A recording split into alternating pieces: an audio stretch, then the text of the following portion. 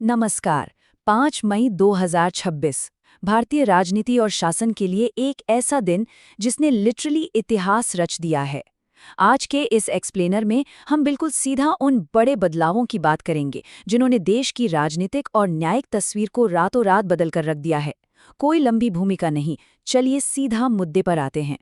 Agenda number 1 बदलाव का दिन, नंबर 2 पश्चिम बंगाल में भारी जीत, नंबर 3 दक्षिण भारत में राजनीतिक शुरुआत और नंबर 4 सुप्रीम कोर्ट का विस्तार। चलिए आगे बढ़ते हैं।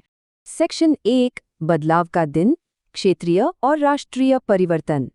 देखिए, आज हम जिन 3 मेजर शिफ्ट्स की बात कर रहे हैं ना, वो देश के अलग अलग हिस्सों में एक साथ हो रहे हैं। पूर्व में एक बहुत बड़ा इलेक्टोरल शिफ्ट यानी चुनावी उलटफेर, दक्षिण में एक बिल्कुल नई पॉलिटिकल पार्टी की ग्रैंड एंट्री और केंद्र में हमारी न्यायपालिका का एक बड़ा स्ट्रक्चरल एक्सपेंशन। अब ऊपर से देखने पर ये तीनों घटनाएं एकदम अलग लग सकती हैं, राइट? लेकिन सच बताऊं तो ये तीनों मिलकर एक ऐसे भारत की तस्वीर पेश कर रही हैं जो हर स्तर पर बहुत तेजी से बदल रहा है। सेक्शन 2 पश्चिम बंगाल में भारी जीत, पूर्व का हाल। चलिए सीधा चलते हैं ईस्ट की तरफ। अब जरा इस नंबर पर गौर कीजिए, 200 से भी ज्यादा। ये कोई छोटा मोटा आंकड़ा नहीं है।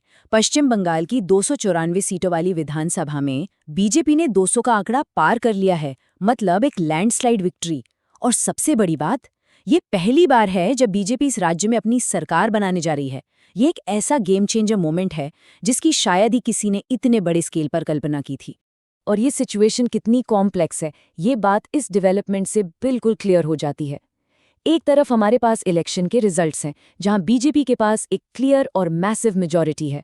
लेकिन दूसरी तरफ टीएमसी की ममता बनर्जी ने इस्तीफा देने से साफ इनकार कर दिया है। उनका स्टैंड है कि ये हार नहीं, बल्कि नैतिक रूप से उनकी जीत है। और उनका ये भी आरोप है कि नतीजों में कहीं न कहीं बल प्रयोग हुआ है। हम यहाँ किसी का पक्ष नहीं ले रहे हैं, बस फैक्ट्स आपके सामने रख रहे हैं ताकि आप खुद इस पूरी ग्राउंड रियलिटी को समझ सकें। तो अब सबसे बड़ा सवाल जो हर किसी के दिमाग में है, पश्चिम बंगाल में बीजेपी की कमान आखिर कौन संभालेगा? हाई लेवल मीटिंग्स लगातार चल रही हैं। शुभेंदु अधिकारी का नाम तो चर्चा में सबसे आगे है ही, लेकिन क्या पता पार्टी किसी और नए चेहरे को मुख्यमंत्री के रूप में पेश कर दे। ये डिसीजन सच में इस राज्य की पूरी फ्यूचर ट्रेजेक्ट्री तय करने वाला है। सेक्शन 3 दक्षिण भारत में राजनीतिक शुरुआत, फोकस तमिलनाडु। अब ईस्ट से सीधा साउथ की तरफ चलते हैं और देखते हैं वहां क्या हो रहा है। अब एंटरटेनमेंट से पॉलिटिक्स में आने का जो ट्रेंड है वो तमिलनाडु के लिए कोई नई बात नहीं है, लेकिन ये एंट्री वाकई शानदार है। एक्टर से पॉलिटिशियन बने विजय और उनकी नई पार्टी टीवीके यानी तमिल जगह वेथरी कड़गम ने पॉलिटिकल स्टेज पर जो धमाकेदार एंट्री मारी है ना, वो लिटरली देखने लायक है। ये सिर्फ एक पार्टी का बनना नहीं है, बल्कि स्टेट पॉलिटिक्स में एक बिल्कुल नए युग की शुरुआत है। अब इस डेटा पॉइंट को देखिए जो सच में हैरान करने वाला है। कुल 234 सीटों में से टीवीके ने अपनी पहली कोशिश में 108 सीटें झटक ली हैं। मतलब सोचिए, एक बिल्कुल नई पार्टी और अपने डेब्यू में ही इतनी बड़ी कामयाबी। ये अपने आप में एक बहुत बड़ा अचीवमेंट है और साफ दिखाता है कि जनता के बीच उनका कनेक्ट कितना स्ट्रांग है। और इस जीत के बाद जो हुआ वो और भी इंटरेस्टिंग है। विजय ने खुले मंच से प्रधानमंत्री नरेंद्र मोदी और राहुल गांधी दोनों को धन्यवाद दिया। जनरली पॉलिटिक्स में ऐसा कम ही देखने को मिलता है ना, एक नए लीडर का इस तरह पार्टी लाइंस और विचारधाराओं से ऊपर उठकर दोनों नेशनल लीडर्स को थैंक्स कहना, ये उनके पॉलिटिकल अप्रोच के बारे में काफी कुछ बड़ा इशारा कर रहा है। तो स्टेट लेवल पर तो हमने देख लिया कि पॉलिटिकल मैप कितनी तेजी से बदल रहा है, पर इसी वक्त नेशनल लेवल पर क्या हो रहा है, ये बहुत ही क्रूशियल सवाल है, क्योंकि सत्ता के गलियारों में बदलाव सिर्फ राज्यों तक सीमित नहीं है। आइए इसका जवाब भी ढूंढते हैं। सेक्शन 4 सुप्रीम कोर्ट का विस्तार और केंद्र की हलचल। चलिए अब नेशनल जुडिशरी की बात करते हैं।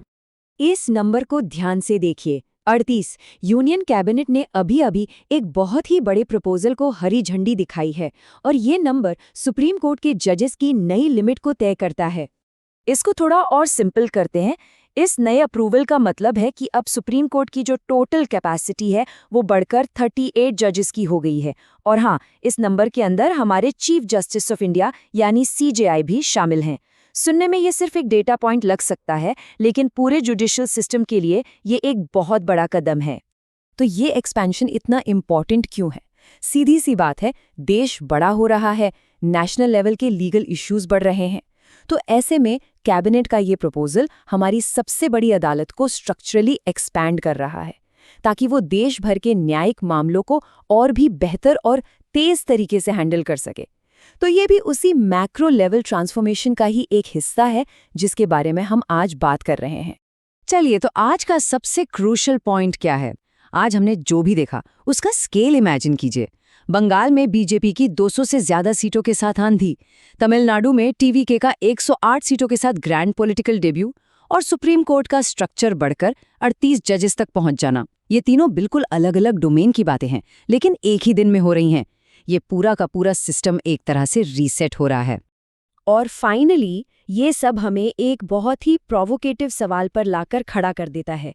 ये जो रीजनल पॉलिटिकल शिफ्ट्स हो रहे हैं और साथ ही न्यायपालिका का जो ये विस्तार हो रहा है, जब ये सब आपस में इंटरैक्ट करेंगे तो आने वाले कल के भारतीय शासन का रूप कैसा होगा? ये एक ऐसा सवाल है जिस पर हम सबको सोचना चाहिए। आज के सेक्सपिनर में बस इतना ही। इन बड़े बदलावों पर अपनी नज़र बनाए रखिएगा, क्योंकि पिक्चर अभी बाकी है।